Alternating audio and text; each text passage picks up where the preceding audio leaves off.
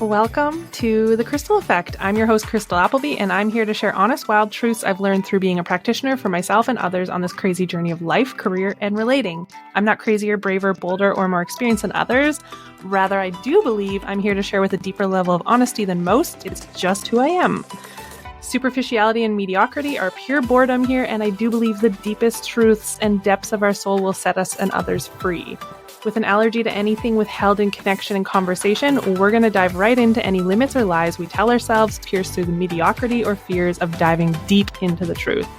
I hope to give you an opportunity to reactivate your knowing and zeal for living, rather than to be triggered, squander life and joy, and shrink away out of my energy field. But as always, choice is yours. Let's dive in. Welcome to today's solo episode of The Krystal Effect. I'm excited to be back after taking a little step back to just be, surrender, flail, and all of the things required to grow within stillness. There's so many directions I could take today's episode. I'm going to let the energy flow through me while holding this energy that I've been moving through of restraint, of learning to respond only when necessary, of holding the energy and the potency that restraint has, not from fear, but from knowing the necessity that in order to become and bloom into who we are here to be, to bloom into, to be of the highest impact, to be of the highest service, that energy of restraint must be embraced, embodied, and mastered within us if we want to become, if we want to quit flailing through the place where we are and the place we want to be. If we want to set a line, a trajectory, an anchor at point B, and start to directly move from where we are point A to that set point. If we want to stop zigzagging from A to B, or maybe even backtracking back to A, living there for a while, taking a few steps forward, coming back before we finally get the courage to fully leave the shore and move past that halfway point where there is no more shuffling, zigzagging, and going back. So, restraint, stillness. If you've been in my world, you've probably been hearing me talk about these things. This has been the pressure that I've been allowing my life to be under in the past few months. And when I talk about it feeling like purgatory and not comfortable, now I say that from the lens of, holy shit, this is a lot. Not from, I'm anywhere but where I'm meant to be. I repeat that. Not from the lens of, I am anywhere I am not meant to be. I am exactly where I'm meant to be. Even though to the outside lens of even myself, the circumstances feel fucked. My astrologer reached out to me the other day to ask how this transition, this transit in my life is going. And I almost forgot what was going on in my chart because the living has been intense. It has been nonstop. It has been, as soon as I turn a corner, there's another layer, there's another piece of pressure, there's another certainty that has to be made from my being, that has to be claimed. And I had a little back and forth with him, just chatting. I said, it's pure fuckery. Like, I know this is all for such a bigger purpose, and I know this needs to happen for me to be able to form into and hold the energy that I'm here to step into, to become the woman that I'm here to become, and the leader that I'm here to lead as. There is an embodiment that has to happen, and embodiment can only happen from us going through the whole process and portal that we're asking to understand, that we're asking others to walk through and step out of the comforts to become their truth. When we're calling others up and out, whether it's in our business, in our family, in our relationships, whatever partnerships that is, you better be sure that you've walked that path or that you're willing to step into that portal and go directly through right now.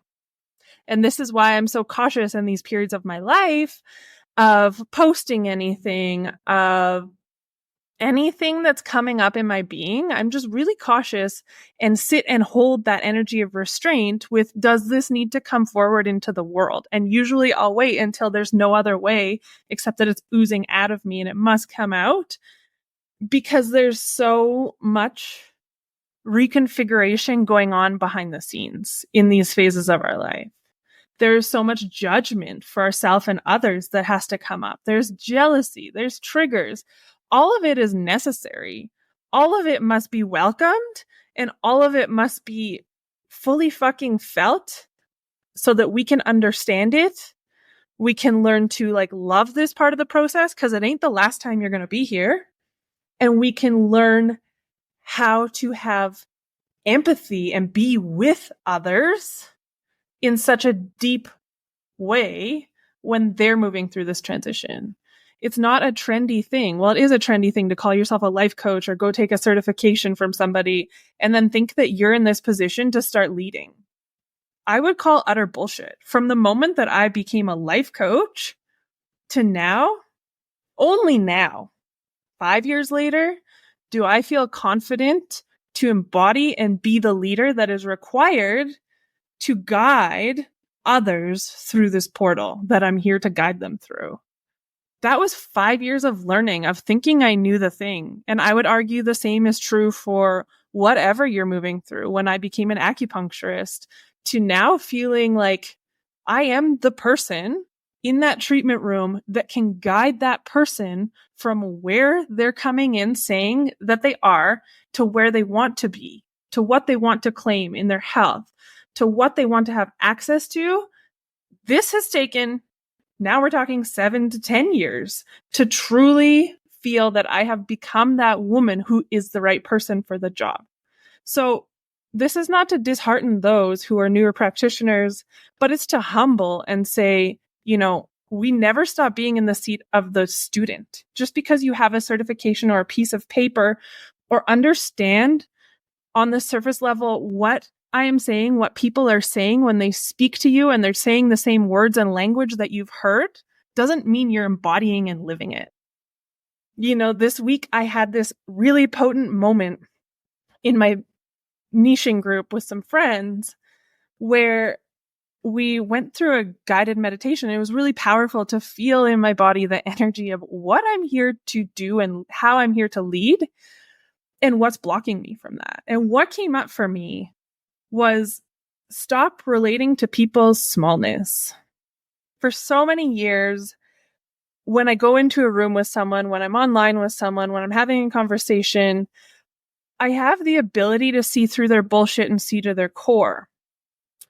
But what I didn't fully realize that I was doing that was of a disservice was to relate to that and show them where in my life I've lived that same part, where in my life I am that same piece of them. And that's beautiful. And that's so true. I've been where you've been. I have walked each part of the cycle and I have understood it and had to meet it with compassion and grace. And sometimes I've met it with fucking throwing shit across the room because I just can't handle it any longer. But there is a difference between me and you. There is a difference between the person in their career still going to the job that they hold resentment for and me. There is a difference between the person sitting in the relationship that they know is dying out, but they're not quite ready to take that leap yet, and me. There is a difference between the one who knows that they're really good at copyright and speaking and that they could say things in a more eloquent way than me or write things in a more concise and potent and grammatically correct, clear way than I and me. And this is where I'm ready in my chapter of my life to say, can you sit in the student seat and receive? without responding or reacting? Can you just sit and be and soak it all in and trust that there's things happening beyond the words that you're consciously hearing from me or another leader, another mentor, whoever, that you actually don't understand? Instead of thinking, I understand this, I learned this from this person, but you don't understand what I'm going to say here might be triggering, and I don't mean it in this way, but it needs to be said. I'm a projector. And that can go for generator, mani-gen, reflector. I've never heard a reflector act like this, though, to be honest. But I have very correct reflectors in my life. But I'm going to go into Leo. Like, Leo can have that same energy. And all of these are just fucking identities that you need to put down. There is truth. There is so much power in human design. There's so much power in knowing your gene keys. And there's so much disempowerment when we step into identifying with that and saying, but you don't understand. I have insight on something that person doesn't know. Do you know that? Do you know that on a deeper level that me as a mani-gen, I don't see what you see as a projector? Because I have a lot of projectors in my life, and I can feel them wanting to invite me long before they actually speak it out loud. And I'm already trying to shut it down subconsciously because it feels very gross to a generator aura to have somebody piercing through them while they're trying to say, like, no, this is my aura here. Like, I hear you and I don't actually want to have to, like, that feels really icky to me. I don't want to. And then it's my job to have that confrontation when that boundary's been crossed. But here's what I would say as a general rule, and this is a total side tangent, but I just see a lot of disempowerment coming through with the identification of your human design. And specifically what I've seen in my world a lot lately is the projector energy. So as a projector, I have worked with projectors. I've had a beautiful, beautiful mentor who was a projector, and I've never actually met a projector as in alignment with their life and their mission and everything is them. And they never made me feel like they saw something I didn't, like they were superior to me. And they never injected into my field and invited me into something because they felt that I needed to see things from their lens. They always let me find my way on my own. And if it felt right, I did invite them in to see their perspective. But for the most part, I saw and I knew what they were feeling long before they spoke to it. And I wasn't ready. The generator aura works in a different way, right? So I can identify with my energy type just as much as the next person. But what I'm asking here, can you drop all of that? Yes, that is how you function, but that is still a very engineered system and way of thinking and being. That is not like being in our hearts in the moment and saying, okay, I ended up in this room for a reason. I'm listening to this person speak for a reason. Whether I signed up or whatever the dynamic is to be here, can I trust myself enough to know that that was on purpose? And sit in my role as the receiver, knowing that there is something happening on a more cellular level than the words speaking out of their mouth that I have access to only if I'm willing to stop and listen and receive without trying to see the insights beyond what they can see and being like, oh, are they a generator or are they this? Or can they see this? Or they And that goes for everybody. I'm not picking on projectors here. But I guess I kind of am in a sense because I do see them identify more because they are a smaller percent of the population and it naturally brings them to the space where they feel like whatever they feel. I'm not going to go into that.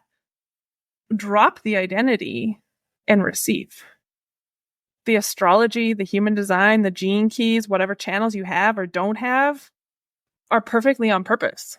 Do you not believe that you were put and created here on purpose? And I think one truth that we all have is to like drop into our hearts and start to live more and more from there. And if we're constantly being pulled into our design, and I say this from empathy because I worked very closely in and with my design for a year and a half with a mentor, But if we're constantly being pulled into how we function when we're making decisions, we can bypass the heart. We can start to say, no, but I respond from my sacral. No, but as time goes on, things get stronger. Yes, and I would like you to tell me what system in the world works 100% of the time. How you've developed a system in your body that 100% of the time you're not making mistakes and mistaking your, maybe past traumas that are sitting in your gut and calling them a sacral response because it kind of works with what your mind's telling you. So all of that, a long-winded tangent to say, where can we drop these identities and see ourselves as a piece of the collective cloth and start interacting and collaborating in that way that we all need each other. We all need each other's designs and each person to be so activated and so certain and so open and available to purely living through how they are created instead of identifying with it or trying to contrast how they function versus someone else. That is the only way that we start to all work together to actually create collective change. And if that's what you say you're here to do, is to be a healer, a coach, a mentor, a this, a that, well, oh Lord, you better be connected to a deeper truth. And that really roots me back into this, it's the gift of the 50-second gene key, restraint. You need to learn to be able to hold that energy. And often there's so much energy moving through us when we're in this because so much is being activated and brought up, depending the part of the shift or cycle that we are currently in is where we're going to feel more of this pressure, right? And then restraint isn't going to be as simple in these moments. When your kids are bringing you to the utmost top of your capacity, when you've had a long day. And then for me, it's like I am moving through all the things with grace and ease. And then my dog's on steroids and 7:00 hits. And I know shit's going to hit the fan and she's not going to be herself. And she's going to be wild for 3 hours to the point where I want to lock myself in a room and have nothing to do with her. How do I hold restraint in those moments? And that happens in business all the time. I was talking to a client this week, coming back from holidays or whatever's going on in our life. Oh, life's been happening. I feel behind. I feel this. Perfect. That's life. You want to start a business. You want to be an entrepreneur. You want to lead other people and manage other people in your own business. You better learn how to move through these pieces of life, these pieces of the psyche that come up and want to mind fuck with you really well before you start trying to lead other people. Because guess what? Life doesn't stop when you open a business. Even if you have a manager, when you want to start taking on contracts, when you want to start taking on clients, yes, compassion, and we bring the right people into our worlds that understand that life's going to happen and sometimes we're going to have to hit the pause button. But life doesn't actually stop happening. These things just they pile up, right? So then how do we hold restraint so that we're not spewing anything out at people, so that we're not going back to these identities that we've had our whole life and we can't receive and listen from the universe, from God, from the people around us, from our elders. In this chapter of my life, my lessons have been, how do I sit in the family dynamic that used to crush me and make me run and avoid to the umpteenth degree? How do I let that now be my healing grounds? If I know I'm in a place where I'm ready for partnership and I'm ready for, a new part of my life where I create my own family and call that energy in, how do I sit and receive and listen when that energy is not currently in my physical life? Well, what greater teachers than to be surrounded by family and my elders and allow them to reflect back these things, these tendencies, but that takes restraint in my system to not say, yeah, but you did, like, this is how I saw it in my childhood. This is when you call me running and avoidant. This is what I see. No, sit down, shut up, and be the listener for once. fully, fully, fully. And do you know how much after some of these conversations I want to go back and say, well, you said this and that kind of triggered me or that. And sometimes that's totally necessary. But sometimes we're just there to be the student. And sometimes if we actually let ourselves sit there and be the student, even when we feel the person, the teacher, the leader, the parent, the partner in front of us is wrong, but if we actually let ourselves receive, sometimes a week, a month down the road, we receive further insights because we let ourselves have that spaciousness, and that through that restraint, we're actually allowing something to happen on a more cellular level so that we don't always have to get in our own way. We don't always have to slow ourselves down on that trajectory from A to B, where we want to throw that anchor. If you want to get to that set point on the GPS quickly, and you're watching people and wondering why they talk about quantum leaping and these quantum shifts and quantum healing, you can't go from year 1 or year 2 in your spiritual journey. I'm sorry, I'm going to say this, and it's a blanket statement, and there's always exceptions, but you cannot go from thinking, I got this certificate, I got this training, for me as like the new acupuncturist, the new coach, the new hypnotherapist. You don't get to go from there and quantum leap to the millions of dollars, to the understanding and embodying it all, and all of these things. And there's people who do it quickly, but what I would argue is that they laid a foundation long before, maybe through another business. Like I look at my one mentor that is a projector that I have seen do things really quickly, but there's years behind the scenes where she was going and laying foundations in other ways, by having a brick and mortar, by closing that down after, like taking these quick shifts and leaps in her own life to get to a foundation where she could actually receive those quantum leaps, which is really just us collapsing the amount of time between clarity, decision, action, and receiving. How do we keep collapsing that? We keep collapsing the time in our life between knowing something and taking action. That's not easy, because that whole process, every time, death, rebirth, like going through becoming the fool, stepping into all those phases in the major arcana and tarot, that is happening every time that we have awareness, take action. We are willingly going into that cycle, which is cool. And you watch people making these big shifts, and you might even watch me and say, how did you do this? Or how did you do this? And I did build a brick and mortar very quickly. And I did do these things where to the outward world, it would look really quick. But here's the thing. I have been laying foundations for so many years, through my schooling, through my waitressing years ago.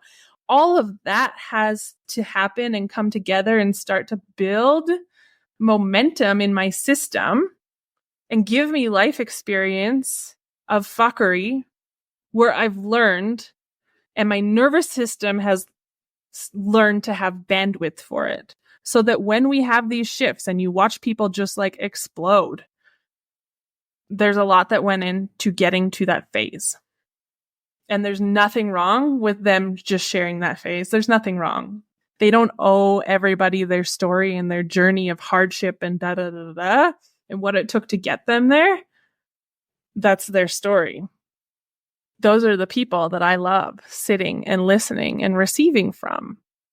Those are the people that will get from set point A to B quickly, and they will help you pull that in, because there's the people that get from A to B really quickly by doing, push, pressure. I've had those people in my business. I've worked with those people, had them in my life. It's exhausting watching. You can hire all the coaches. You can have 5 coaches on your team to get you from A to B, and all the systems and all the strategy. Is your nervous system on board? What are you doing it for? How is it you being of service in this world and serving the greater collective? Are you really rooted into that? And are you embodying all the pieces, not just your piece of mastery? It's easy for us to be really good at the one thing we're so fucking passionate about. But if you zoom out and put someone in a scenario and their system starts to wobble as soon as they're in something that's new and uncertain, the nervous system is not ready to receive. You're not going to quantum leap. The 5 coaches actually aren't going to get you there. And if they get you there, it's not going to satisfy you. or you're not going to hold it, or you're not going to know what the fuck it's for. So why are you going from A to B? What's your bigger purpose? Why can your heart not stop telling you about it and giving you messages? And, why is that contrast in your current career or life or relationship, family dynamic so loud? Because what is it that you're desiring and feeling pulled to on the other side of that? Because that process isn't easy. So you're going to have to be able to anchor in over and over and over and over and over again. So mentorship is not this fun, fancy thing where it's like, oh, I'm going to leave my job to do that because that's remote. I can work from anywhere and I can make big money and da da da da. But you won't. And you won't create the impact, and it won't satisfy you the way you think it will if you don't have a clear reason for why you're at A and why you want to get to B. And if you don't have support that's going to help you move from that portal from A to B and remind you that has bought into your vision, that understands the vision, and it has them just as turned on as you. Otherwise, good luck. You can hire whoever you want, have however many people you want on your team, but they can only meet you in the depth that you're at. So if you're not in the gritty, deep depths of your somatics, of your nervous system, of, your deeper purpose, my loneliness and pain in my life, and that's not to be dramatic, but throughout my life, that feeling of longing, alone, has been my driving force my whole life. And now I do sit in a place where I have a beautiful community. I have created these beautiful foundations in multiple places. And I do get to pull on and receive support from those. And it's so fucking worth it. It's so fucking nurturing to my system and my human. But I didn't do it for no purpose. I didn't cross my fingers and say, I want to feel all of this wealth or this, I went through phases where I want more money. I want more this. I want more that. And at the core of all of that, before I ever made a move, before any of the things that looked impulsive or quick acting or anything, there was so much foundation laid in my human. There was so much contemplation and meditation and yes, the systems of weighing out risk versus these things. But really, at the end of the day, it was just anchoring into my heart and my truth and knowing that this had to come out of me. I had to do this. There was literally no other way. If you don't have that, you're doing the wrong thing. And I will try to wrap it up there by just sharing, in this 50-second gene key, in the gift of restraint, it talks about it may take 10 years just to reach the height of the sunflower for another tree, the yew tree, but it may live as long as 5,000 years. So it is with all human ideas and actions. Every human being alive contains this intention. It is the seed of your individual destiny. To get your intention clear, you must ask yourself the question, how can I be of the greatest service to humanity? Then you must live the answer. Because we humans cannot see the details of the journey ahead. We have to trust in the direction that our intentions take, even if it does not make sense to us at the time. This is the power of restraint, to allow your life to unfold without urgent demand. And if we want to identify with boxes, that is the struggle of a manifesting generator. If I ever knew it, there is no urgent demand. You will be pulled in and offered the gift of understanding and embodying and learning to harness the power of restraint through your journey, through your relationships, through your business, through your career, if you allow it. If not, I hope you like the zigzag journey. And with that, I hope I haven't offended too many projectors. I do love you guys. I love the vision that you see. I do. And don't underestimate the power of everyone's design. We all have the same potency in our design, and that's why we're here, created exactly how the fuck we're here. So let's put down our identities. Let's harness the ability to listen, to receive, and practice that restraint so that we can all shift on a deeper, more prophetic, cellular level and join hands in that interconnected web of energy and in the physical so that we can actually create the impact and the desire and the world that we want to see in our lifetime and far beyond. Thanks for tuning in today. And as always, choice is yours. Take care. Thanks for joining us today. That is it. Be courageous, be bold, let anyone down but yourself along the way as you confidently activate or trigger the correct players in your pinball game. And with an open and defined heart, I encourage you to go forward with curiosity and create the depth and satisfaction in the entirety of your life, the entirety of your career, the entirety of the relationships that your soul came here craving, seeking, destined to create. If you enjoyed today's episode, we'd love it if you left a review below. You can reach me at thekrystaleffect.com or on Instagram, the.krystal.effect. We'll leave that below.